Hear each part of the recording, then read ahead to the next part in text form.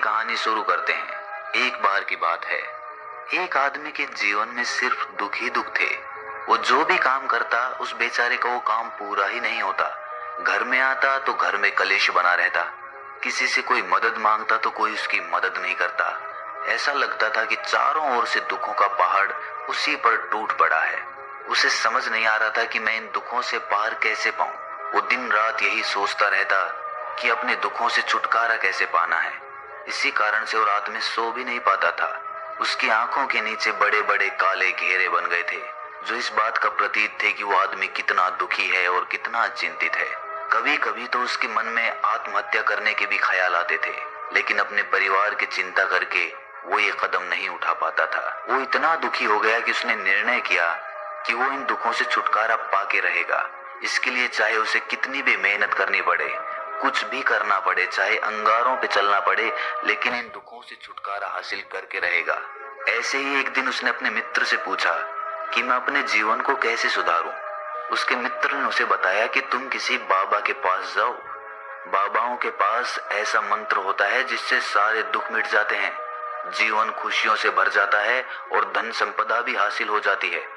तुम किसी ऐसे बाबा को ढूंढ लो, बस तुम्हारा काम बन जाएगा।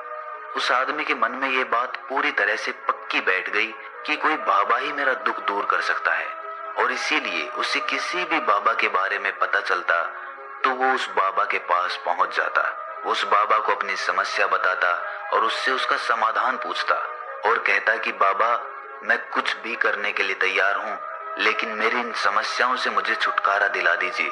आप जो कहेंगे मैं वो करूँगा, लेकिन मेरे जीवन को सुधार दीजिए। बाबा उसे कुछ टोने टोट के बता देते थे करने के लिए, और बदले में दान दक्षिणा ले लेते थे कि ये टोना टोटका करने के बाद तुम्हारे घर में सुख शांति बनी रहेगी, बस इस टोटके को पूरी विधि के साथ करना। वो आदमी घर लौटकर पूरी विधि के साथ टोने टोटके करने लगा, लेकिन बहुत टोने टोटके करने के बाद भी उसके जीवन में कुछ बदलाव नहीं आया। इसके विपरीत उसका जीवन और ज्यादा दुखी हो गया। जो भी बाबा उसे टोना टोटका देता था, वो बदले में उससे दान दक्षिणा लेता था, जिससे उसका धन भी धीरे धीरे खत्म हो रहा था। इससे उसके जीवन में दुख और ज्यादा बढ़ गए। तब उसे लगा कि बाबाओं के पास जाने से तो मेरे जीवन में दुख कम होने की बजाय बढ़ते ही जा रहे हैं, तो मुझे क्या करना चाहिए? बाबाओं के पास जाऊं या ना जाऊं? फिर एक दिन एक आदमी ने उसे बताया कि तुम अपने घर में किसी पंडित को बुलाकर हवन करवा लो। हवन होगा, घर शुद्ध हो जाएगा। कोई भी बुरी ऊर्जा होगी घर में तो वो घर से बाहर चली जाएगी। किसी पंडित को बुलाकर पूरे विधि विधानों से मंत्रोच्चारण कराओ और हवन कराओ, जिससे घर में सुख शांति आए। उस आदमी के मन में ये बात बैठ गई और उसने एक पंडित को अपने घर पर बुलाकर हवन करवा दिया। हवन अच्छी तरह से संपन्न हुआ। बदले में पंडित ने भी अच्छी दान दक्षिणा ली और उसके बाद वो वहां से विदा हो गया। लेकिन कुछ दिनों के बाद उस आदमी को महसूस हुआ कि उसके जीवन में अब भी कोई बदलाव नहीं आया है। अब वो आदमी पूरी तरह से दुखी हो गया और ज्यादा परेशान हो गया। अब तो उसे लगने लगा था कि मेरे जीवन में से दुख कभी खत्म ही नहीं होंगे, और यही सोच सोच कर उस आदमी का बुरा हाल हो गया था। फिर एक दिन उसे अपने मित्र से एक ऐसे बाबा के बारे में पता चला जो समाधान बताने के लिए कोई दान दक्षिणा नहीं लेता था। उस आदमी को लगा कि ये बाबा दूसरे बाबाओं की तरह नहीं हो सकता, क्योंकि ये दान दक्षिणा तो लेता ही नहीं, और अगर दान दक्षिणा नहीं लेता तो ये सच में कोई सिद्ध बाबा होगा। और यही सोचकर वो उस बाबा के पास पहुंच जाता है। जब वो आदमी वहां पर पहुंचता है तो वो बाबा ध्यान में बैठे हुए थे। ये देखकर वो आदमी वहीं पर चुपचाप बैठकर ध्यान से बाहर आने का उनका इंतजार करने लगा। थोड़ी देर बाद बाबा ने आंखें खोली तो सामने एक दुखी और परेशान युवक को बैठे देखा। वो उसकी आंखों के नीचे काले घेरे देखते ही समझ गया कि ये आदमी अपने जीवन से कितना परेशान है। उसे संबोधित करते हुए बाबा ने पूछा कि बच्चा, क्या चाहते हो?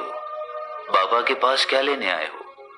उस आदमी ने कहा कि बाबा, मैं अपने जीवन से बहुत परेशान हूँ। मैंने इन दुखों को दूर करने के लिए बहुत सारे रास्ते अपनाए, हर वो तरकीब करके देखी जो किसी बाबा ने मुझे बताई, हर वो काम किया जो किसी भी इंसान ने मुझसे करने को कहा, लेकिन मेरे जीवन में दुखों में कोई कमी नहीं आई। बाबा, इसके विपरीत मेरे जीवन में दुखों में बढ़ोतरी हो गई। मुझे समझ नहीं आ रहा है कि मैं क्या करूं। कभी कभी तो मैं आत्महत्या करने की सोचता हूं, लेकिन अपने परिवार की सोचकर मैं ये कदम नहीं उठा पाता। मैंने आपके बारे में बहुत सुना है बाबा, और मैं बहुत उम्मीद के साथ आपके पास आया हूँ। कृपया करके मुझे कोई ऐसा मार्ग बताएं जिससे मुझे अपने दुखों से छुटकारा मिल जाए। मैं अपने दुखों से छुटकारा पाने के लिए कुछ भी करने को तैयार हूँ। आप मुझे कोई भी रास्ता बताएं, चाहे वो रास्ता कितना भी कठिन क्यों ना हो, मैं उसको पार करके रहूंगा। बाबा ने महसूस किया कि आदमी तो सच में बहुत परेशान है। बाबा ने उसकी बात सुनकर कहा कि बच्चा, दुखों को दूर करने के लिए मंत्र ऐसे ही नहीं मिलते। मंत्र पाने के लिए कुछ करना पड़ता है। तुम कुछ कर सकते हो। ये सुनकर पहले तो उस आदमी ने सोचा कि ये बाबा भी मुझसे दान दक्षिणा ही मांगेंगे, लेकिन और कोई रास्ता ना पाकर उस आदमी ने कहा कि बाबा, आपको जितनी भी दान दक्षिणा चाहिए मैं देने के लिए तैयार हूं, लेकिन आपका मंत्र सच्चा होना चाहिए, वो पूरा होना चाहिए, उसका फल मुझे मिलना चाहिए। उसके बाद मैं आपको जो भी दान दक्षिणा लेना चाहते हो वो दे दूंगा। बाबा ने कहा कि दान दक्षिणा तो बहुत छोटी सी चीज है, मुझे वो नहीं चाहिए। इस पर वो आदमी सोच विचार करके बोला, तो बाबा, मैं अंगारों पे भी चलने के लिए तैयार हूँ, आप मुझे बस आज्ञा दीजिए। बाबा ने कहा कि अंगारों पे चलने वाली छोटी चीज मैं तुमसे नहीं कराने वाला। मैं जो तुमसे कराने वाला हूँ वो बहुत कठिन मंत्र है, उसे पूरा कर पाओगे? बाबा ने कहा कि बाबा, आप मुझे बताइए तो सही, मुझे करना क्या होगा, मैं कुछ भी करने को तैयार हूँ। इस पर बाबा ने उसे कहा कि यहाँ से जब तुम अपने घर जाओ तो रास्ते में अपने ये दोहराते जाना कि मैं सुखी हूँ, मैं सुखी हूँ, मैं सुखी हूँ। बार बार अपने मन में यही दोहराना, और याद रहे, जुबान पर ये नहीं आना चाहिए, ये सिर्फ मन में दोहराना है। ये सुनकर वो आदमी बोला, बाबा, बस इतनी सी बात, ये तो मैं चुटकी बजा के कर लूंगा, लेकिन इससे होगा क्या?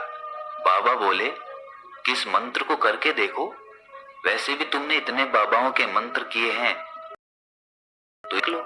उस आदमी ने सोचा कि बाबा कुछ दान दक्षिणा तो ले नहीं रहे, और छोटा सा मंत्र है, इसे तो मैं कर ही लूंगा। वो बोला, ठीक है बाबा, मैं ये मंत्र जरूर करूंगा। वो आदमी ये कहकर वहां से उठकर चलने लगा, लेकिन जैसे ही वो चलने लगा, पीछे से बाबा ने बोला कि बच्चा, एक बात याद रखना, जब तुम ये मंत्र अपने मन में दोहराओ तो तुम्हारे मन में बंदर के विचार नहीं आने चाहिए, बंदर का ख्याल भी नहीं आना चाहिए, तो ही ये मंत्र सिद्ध होगा। वो आदमी बोला, मुझे तो आज तक बंदर का कोई विचार नहीं आया, तो अब क्यों आएगा? आप चिंता मत करिए बाबा, मैं बस मन में यही दोहराऊंगा कि मैं सुखी हूँ, मैं सुखी हूँ, इसके अलावा बंदर का कोई विचार मेरे मन में नहीं आएगा। ये कहकर वो आदमी वहां से चल दिया। वो अपने मन में मैं सुखी हूँ, मैं सुखी हूँ, ये दोहराता हुआ थोड़ी दूर ही चला था कि उसके मन में अचानक बंदर का ख्याल आ गया। बंदर का ख्याल एक बार आया और चला भी गया, लेकिन उस आदमी ने सोचा कि आज तक तो मुझे बंदर का कोई विचार नहीं आया, ये आज बंदर का विचार क्यों आ गया? और ऐसे करके उसने उस बंदर के विचार को पकड़ लिया। वो ये भूल गया कि मुझे क्या मंत्र दोहराना है, और वो बंदर के बारे में सोचने लगा। जब थोड़ी देर बाद उसे फिर से होश आया तो वो फिर से अपना वही मंत्र दोहराने लगा जो बाबा ने उसे बताया था, मैं सुखी हूँ, मैं सुखी हूँ। लेकिन अचानक से उसे सामने एक बंदर दिखाई दिया, और ये देखकर उसके मन में फिर से बंदर का विचार उठ गया, और वो अपने अंदर से इस विचार को बाहर फेंकना चाहता था। वो चाहता था कि मेरे अंदर किसी भी तरह बंदर का विचार ना आए, लेकिन उसे तो सामने बंदर ही दिखाई दे गया। ऐसे ही जद्दोजहद करते करते वो घर पे पहुंचा, और घर पे पहुंचने के बाद अपनी पत्नी को कहा कि हे बंदरिया, मुझे खाने में बंदर परोस। और जब उसे एहसास हुआ कि उसने क्या बोल दिया, तो वो अपने बाल नोचने लगा, वो दीवारों में सर मारने लगा कि आज तक मुझे बंदर का कोई विचार नहीं आया, और आज मुझे ये क्या हो गया है कि मुझे हर जगह बंदर ही बंदर नजर आ रहे हैं, ये कैसी माया है? यही सोच सोच कर वो आदमी रात भर सो नहीं पाया।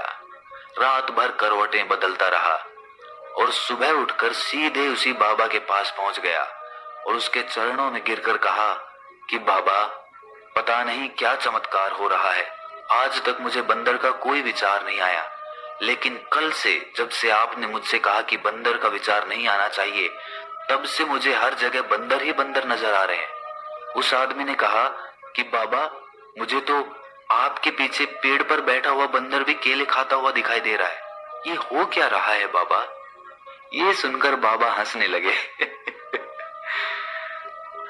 बच्चा, मन का जाल एक ऐसा जाल है जिसे समझ पाना इतना आसान नहीं है। बंदर तो तुम्हारे रास्ते में पहले भी आते थे। जब तुम मेरे पास आए थे तो इन्हीं पेड़ों पे ये बंदर घूम रहे थे, लेकिन तब तुम्हारे ध्यान में ये बंदर नहीं था। तब तुम्हारे ध्यान में सिर्फ अपने दुख थे। इसके बाद बाबा ने उसे बताया कि बच्चा, हम जिस चीज से भी दूर भागना चाहते हैं, वही चीज हमारे मन में बहुत गहरे में प्रविष्ट हो जाती है। वो हमारे अंतर मन में समा जाती है। असल में हम जिस चीज से भी छुटकारा पाना चाहते हैं, उससे छुटकारा इसीलिए पाना चाहते हैं कि वो हमारे साथ बहुत गहरे से जुड़ी हुई है, और हम जितना ही उससे छुटकारा पाना चाहते हैं, वो उतनी ही गहरी हमारे मन में बैठती चली जाती है, और आखिरकार वो हमारे अंतर मन में छा जाती है। ऊपर से तो हम चाहते हैं सुखी होना, कि मैं सुखी हूँ सुखी हूँ, हमारे होंठ भी यही बोलते रहते हैं, लेकिन हमारे मन में दुख समाये होते हैं। हमारे विचारों में, हमारे मन में हमें दुख ही दुख दिखाई देते हैं। इसीलिए अपनी जुबान से बार बार ये बोलने से कि मैं सुखी हूँ मैं सुखी हूँ, हम सुखी नहीं होंगे जब तक ये मंत्र हमारे अंतर मन में प्रविष्ट नहीं होगा। इस पर उस आदमी ने पूछा कि बाबा, लेकिन ये मंत्र हमारे अंतर मन में प्रविष्ट कैसे होगा? ये सुनकर बाबा ने कहा कि बच्चा, अपने दुखों से लड़ना बंद कर दो। जब तक तुम अपने दुखों को दूर करने की सोचते रहोगे, तब तक वो दुख तुमसे चिपके रहेंगे। तब तक वो दुख तुम्हारे अंतर मन पर अपना राज जमाए बैठे रहेंगे। और जिस दिन तुम उन दुखों के बारे में सोचना ही छोड़ दोगे, उन दुखों से छुटकारा ही नहीं पाना चाहोगे, उसी दिन से तुम्हारी जिंदगी से दुख गायब हो जाएंगे। क्योंकि किसी भी चीज से छुटकारा पाने के लिए हमें उस चीज के बारे में सोचना पड़ता है, और हम जितना ही उस चीज के बारे में सोचते हैं, वो उतनी ही गहरी हमारे मन में प्रविष्ट होती चली जाती है। हम अधिकतर समय दुखों के बारे में ही सोचते हैं।